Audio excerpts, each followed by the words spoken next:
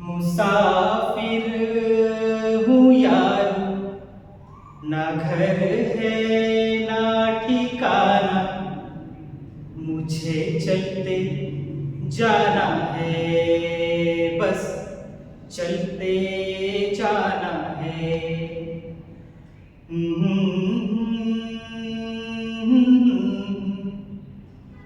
वाह, काय गाणं आहे! किशोरदा म्हणजे किशोरदा, द ग्रेट सिंगर.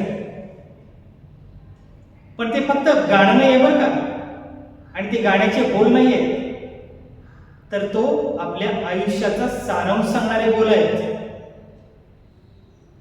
आयुष्य म्हणजे काय?